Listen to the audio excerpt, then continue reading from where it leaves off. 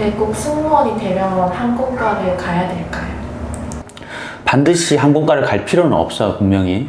항공과를 가지 않더라도 승무원 합격하는 친구들이 정말 많거든. 근데 이제 항공과를 반드시 가야 된다? 이것보다는 진로에 대한 방향성이 보통 중학교, 고등학교 때는 명확하게 정해지지 않거든. 그래서 보통은 우리나라 평균적으로 대학교 때 자기 전공에 대해서 배워보고 아니다 싶으면 또 전공을 바꾸기도 하고 대학을 또 옮기기도 하고 그렇게 이제 성인이 되어서 대부분 다 이제 자기 진로에 대한 방향성을 잡는단 말이야. 근데 그럼에도 불구하고 분명히 중학교 혹은 고등학교 때 본인의 어떤 진로에 대해서 명확한 비전을 가지고 내가 어떤 직업을 가지면 내가 훨씬 더 행복하게 살 수 있고 내가 원하는 목표를 이룰 수 있겠다 이런 생각을 빨리 하는 친구들이 있어. 그러면 그런 친구들은 당연히 항공과를 가서 다른 친구들이 자기 진로에 대해서 뭔가 애매해서 시간을 허비하거나 방황하고 있을 때 나는 내 목표에 훨씬 더 빠르게 다가갈 수 있고 거기에 대해서 그 직무에 대한 어떤 역량이 필요하잖아. 능력, 역량 이런 것들을 다른 친구들이 뭐 그냥 외국어 공부 단순히 하고 있거나 내가 뭘 해야 될지 막 고민하고 있을 때 나는 그 직업에 대한 역량을 빠르게 익히는 거지. 당연히 유리할 수밖에 없기 때문에 그래서 이제 항공과를 가는데 여기서 이제 중요한 게 뭐냐면 대다수의 친구들이 이런 케이스가 있어. 일단 성적이 애매하니까 면접 비중이 높다고 하니까 그리고 뭐 내가 이제 성적이 낮은 상태에서 직업을 고르려고 하는데 뭔가 공부를 정말 빡세게 해야지 될 수 있는 뭐 의사, 변호사, 뭐 판사, 검사 뭐 뿐만 아니라 뭐 대기업 이런 어떤 공채 이런 것들 자신이 없어. 그런데 그냥 고무한고만한 직업 중에서는 이제 서비스 직업이 만만해 보이는데 그 중에서도 뭐 아나운서라든지 승무원 같은 직업들은 굉장히 전문성 있는 직업이니까 그런 뭐 성적도 안 되는데 눈높이는 내가 좀 높으니까 그냥 항공과나 가볼까 이렇게 생각하는 친구들이 많다 보니 뭔가 열정적으로 수업에 참여하지 못하고 겉돌게 되는 거지. 그래서 항공과를 가면 무조건 뭐 합격하는 거 아니냐. 항공과를 갔으면 항공과를 가지 않은 친구들에 비해서 훨씬 더 유리해야 되는 거 아니냐. 당연히 맞는 말인데도 불구하고 항공과를 간다고 해서 무조건 합격되는 것도 아니고 또 마찬가지로 항공과를 안 갔지만 어분계열로 진학을 해서 뒤늦게 직업에 대해서 확신을 가지고 집중력을 발휘해서 막 1년 만에 이제 준비해가지고 합격하는 친구들도 많단 말이야. 그 친구들은 당연히 이제 항공과를 선택하지 않은 그 불리함을 뭘로 극복했겠어? 노력과 열정, 간절함으로 극복을 했겠지. 그래서 고등학교 때부터 또 대학교 때 긴 시간 동안 준비했던 그 친구들을 역전할 수 있었겠지. 그래서 항공과를 가야 되느냐, 승무원이 되기 위해서 항공과를 가야 되느냐, 가면 당연히 유리한 건데 간다고 해서 100% 합격이 되는 보장이 없고 그 이전에 우리가 생각해야 되는 거는 내가 정말로 이 직업을 어느 정도 진지하게 원하고 있고 이 직업에 대해서 얼마나 알고 있고 또 나에 대해 그러려면 이제 나에 대해서 알아야 되지. 내 성향이 어떻고 내가 어떤 직업이랑 잘 맞을 것 같고 이 직업을 선택했을 때 내가 정말 여행도 좋아하고 또 뭔가 대면 서비스 하는 데 있어서 거부감이 없고 또 뭔가 사람들하고 소통하기 좋아하고 글로벌 마인드, 국제적인 감각도 있는 사람이고 그 다음에 안전에 대한 어떤 책임감도 있고 또 체력에도 자신 있다. 그럼 승무원만한 직업이 없잖아. 그런 친구들이라면. 그리고 혹은 그걸 다 갖추지 못하더라도 몇 가지가 부족한데 나는 이걸 원해. 그럼 내가 몇 가지만 채우면 난 승무원이 될 수 있겠구나. 이왕이면 또 이제 대한항공 같은 경우에는 연봉도 굉장히 높고 또 직계 가족들, 내 배우자 가족들 전부 다 90% 할인되잖아. 그지? 그래서 정말 여행 좋아하는 성격의 소유자고 자유분방하고 또 내가 결혼해서도 남편이랑 우리 부모님들 모시고 또 내가 이제 자녀를 낳아서 진짜 해외여행 마음껏 가고 싶다. 남들 유럽 뭐 2, 300만 원 주고 갈 때 나는 1, 20만 원으로 마음껏 가고 싶다. 그럼 그만한 직업이 어딨어. 뭐 그랬을 때 이제 우리가 그런 어떤 메리트를 보면서 항공과를 가서 계속 열심히 준비하는 거지. 고등학교 때부터 준비한 것도 있고 또 항공과 가서 만약에 2년째면 2년 동안 열심히 하고 4년째면 또 4년을 더 열심히 하고 그렇게 열심히 한 친구들을 비전공자가 따라갈 수 있을까? 없을 것 같아 내 생각에는. 그래서 무조건 유리한 건 맞아. 근데 그럼에도 불구하고 거듭 말하지만 비전공자가 합격하는 거는 항공과 전공자들이 노력을 게을리 했기 때문에 빈틈을 보였기 때문에 비전공자들도 합격할 수 있다고 난 생각해. 그래서 항공과 가면 정말 뭐 승무원과 관련된 것들이 여러 가지가 있겠지. 직무 역량과 관련된 것도 있지만 어쨌든 내가 봤을 때 제일 중요한 거는 어떤 국제적인 감각이라고 해야 되나? 그거는 이제 지금 같은 글로벌 시대에 우리가 앞으로 미래에 살아가는데 좀 필수적인 역량이라고 생각하거든. 그 다음에 뭐 스피치 같은 거, 이미지 메이킹 같은 거, 보이스 트레이닝 같은 거, 이런 것들은 어릴 때 미리 틀을 잡아놓고 배워놓으면 진짜 사실 승무원이 안 되더라도 그 기술들을 써먹을 데가 없을까 봐요. 쌤 생각에는 창업을 해도 일반 사무직을 가도 아니면 사실 뭐 내가 뭐 크리에이터 같은 것도 요즘 있잖아, 그지? 뭐 크리에이터가 되든 그러니까 프리랜서가 됐든 어떤 직업을 선택하든 이런 기술들은 살아가는데 두고두고 활용될 가능성이 높다고 생각하기 때문에 이렇게 학원에 가서 배우는 것도 너무 좋고 또 항공과를 가서 열심히 배워두면 여러분들 미래에 적어도 인생에서 나락갈 일 없을 것 같아. 그리고 뭐 또 멘탈 같은 것도 마인드 같은 것도 커지잖아. 또 옆에 친구들 보면 다들 열심히 하는 친구들 옆에 좋은 친구들 두고 또 좋은 항공과를 간다는 건 무슨 의미야? 자질과 역량이 뛰어난 친구들을 만날 수 있다는 거잖아. 요즘은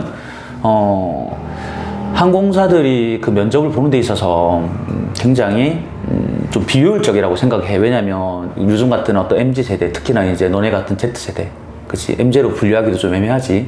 이런 지금의 어떤 10대, 20대 초반 친구들은 직장 생활을 좀 오래 못 한다라는 통계가 있어. 그래서 자꾸 그만두다 보니까 자꾸 뽑아야 되고 그러다 보니까 어떤 일이 벌어지냐면 항공사와 대학 간의 교류가 더 활발해지면서 항공사 이제 면접관들이 속해 있는 게 인사과겠지? 사람 뽑는 인사과 직원이나 면접관들이 직접 대학교에 찾아가서 교수님들한테 좀 교수님이 눈여겨본 성실하고 정말 지금 당장이라도 승무원이 된다면 뭔가 단점이 없을 것 같고 정말 잘 어울리는 이 직업에 잘 어울리는 친구가 있다면 저희가 미리 면접을 보는 거는 조금 좀 그지 불공평하다는 생각이 드니까 저희가 미리 그런 친구들을 좀 살펴보게끔 서로 교류합시다 이런 식으로 MOU를 맺잖아.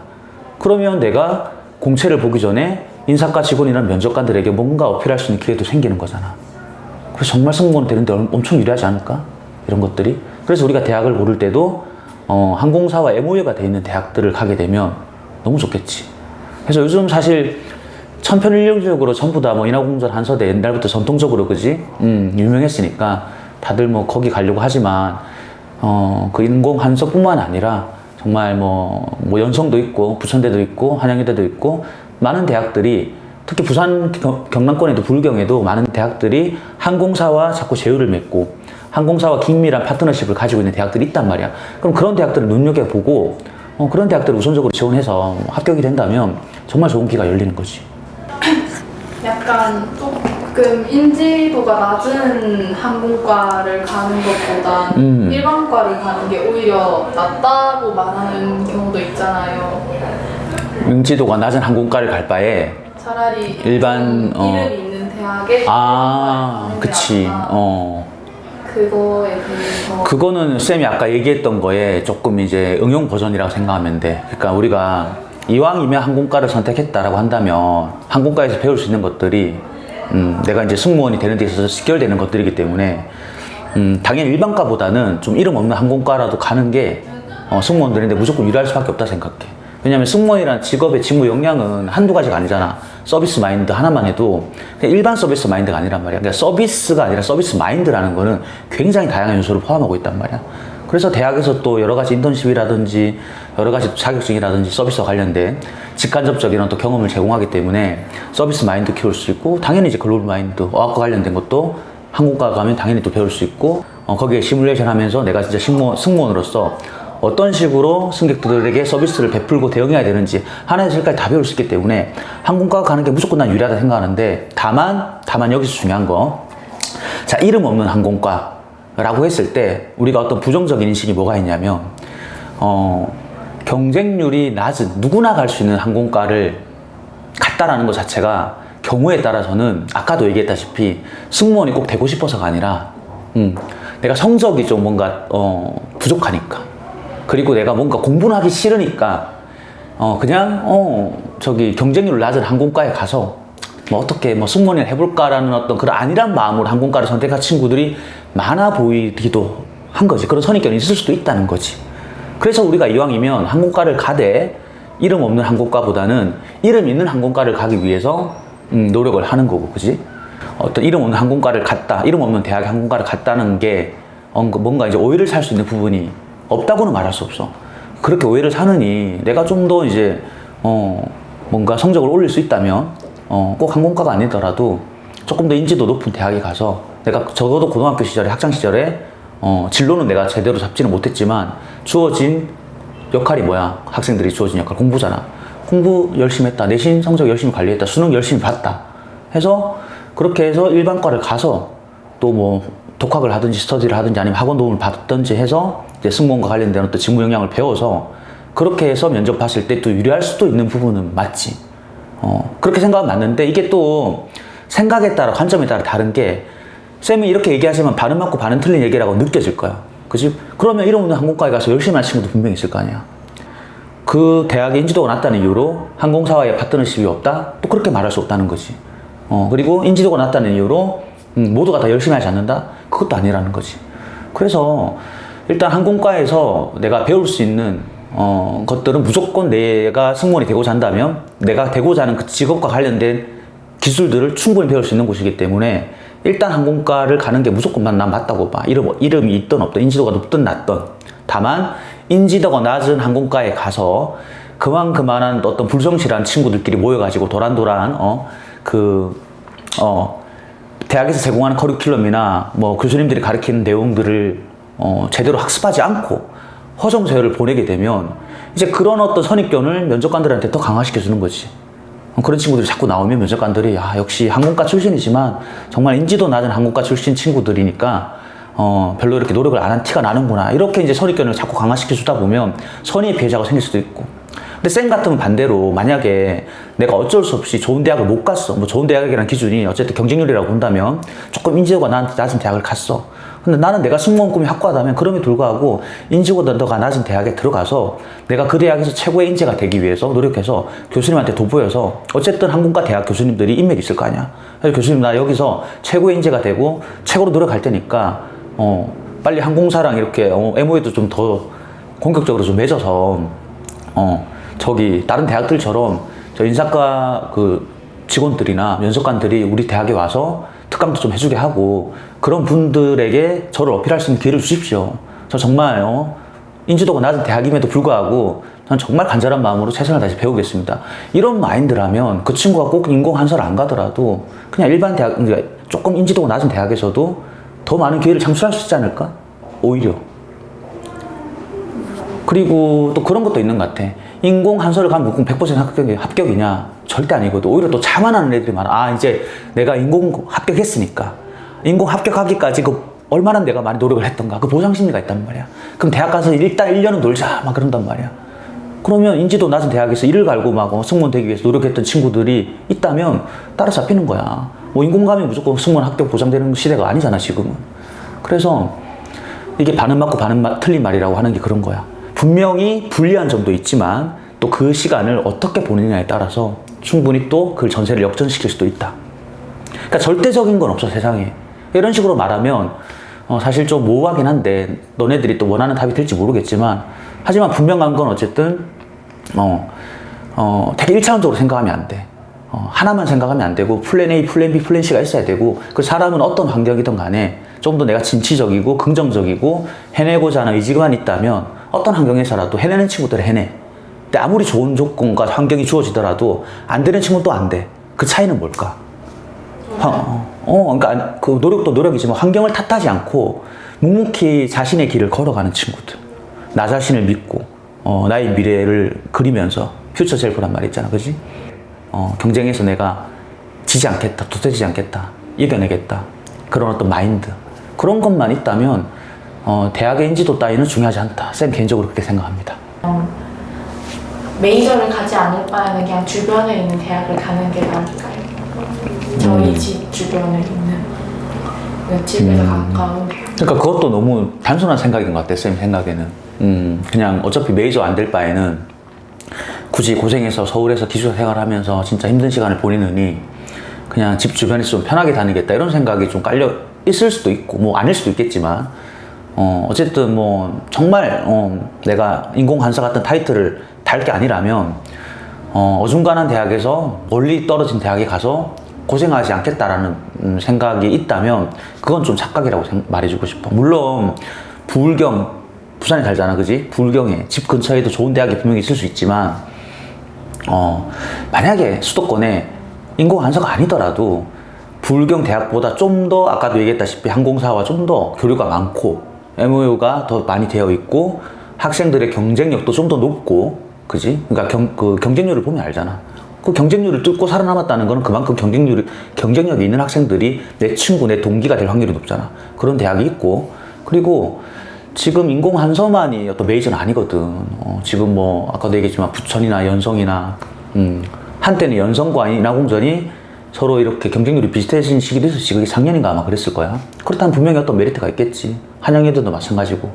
그 다음에 뭐 4년제 중에서는 뭐 교통대라든지 백석대 1티어라고 부를게. 그냥 1티어 학교들. 탑티어는 그래, 인공한서라 치자. 탑티어는. 근데 1티어 학교들은 너무나 많단 말이야. 근데 여기 싹 다 떨어지면 뭐 차선책으로 부울경보다 조금 더 괜찮은 학교이긴 한 것 같지만 멀리 갈 바에 그냥 부울경 쪽에 집 근처에 비슷하니까, 레벨이 한 끗 차이니까.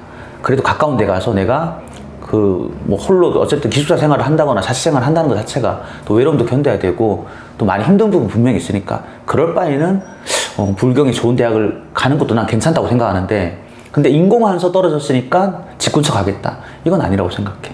분명히 지금은 인공한서뿐만 아니라 그에 준하는 어떤 명성과 어떤 좋은 커리큘럼과 좋은 교수진과 좋은 어떤 인프라, 아까 얘기했던 MOU, 항공사의 어떤 관계, 이런 파트너십, 이런 것들을 가진 대학이 어쨌든 수도권에 좀 더 많기 때문에 인공한서 다음으로 1티 학교들 쫙 다 이렇게 지원해보고, 이제 보험 삼아서 부울경에 또 몇 군데 또 지원해서 다 떨어지면 어쩔 수 없이, 그지? 다 떨어지면 어쩔 수 없이 뭔가 좀 수도권에 있는 어중간한 대학을 가느니 비슷한 레벨이라면 집 근처로 가는 게 훨씬 더 나을 수도 있겠다 생각을 해. 그러니까 이런 식으로 생각하는 게 맞지 않겠어, 그지? 예뻐야지만 승무원이 될 수 있을까요?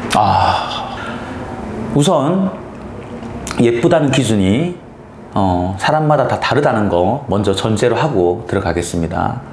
일단 이쁘다, 그러니까 이쁘다라는 게 이미지를 말하는 거잖아. 근데 그러니까 이쁘다 안 이쁘다가 아니라 우리 조금 더 넓은 범위에서 이미지라고 얘기해 봅시다. 그 이미지에는 미소가 이쁘다, 어떤 표정을 지었을 때 이쁜 사람이 있을 수 있잖아. 평소에는 조금 그렇게 이쁘거나 화려하지 않은데 평범해 보이는데 표정을 지었을 때, 우리 사람 얼굴에 근육이 뭐 한 300개 가까이 된대요. 그래서 우리가 표정 연습을 많이 하면 실제로 어떤 표정 연출을 했을 때 좀 더 이미지가 좋아 보인다, 이렇게 말을 하지. 그리고 이쁘다 안 이쁘다, 그러니까 이뻐야지만 합격할 수 있나요? 이 질문에 대해서 아주 명확한 답을 줄 수 있는 곳이 사실은 항공기, 비행기라고 생각해.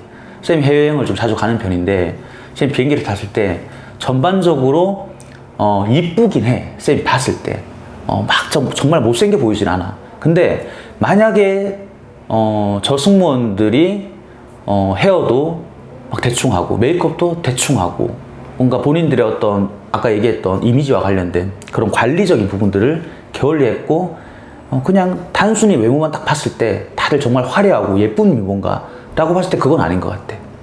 그러니까 이미지라는 거는 어쨌든 꾸미고 관리하는 영역도 포함이 되고, 아까도 얘기했지만 표정이라든지 평소에 어떤 내가 말하는 모습이라든지 이런 어떤 분위기 같은 거, 스타일 같은 것도 다 포함되는 거기 때문에 우리가 비행기 안에서 승무원을 보면 이미지가 좋다라고 얘기하는 거지, 막 진짜 연예인처럼 눈, 코, 입 다 뜯어보고 와, 뭐 카리나 닮았다, 뭐 장원영 닮았다, 정말 이쁘다, 이런 승무원들 난 거의 못 봤어.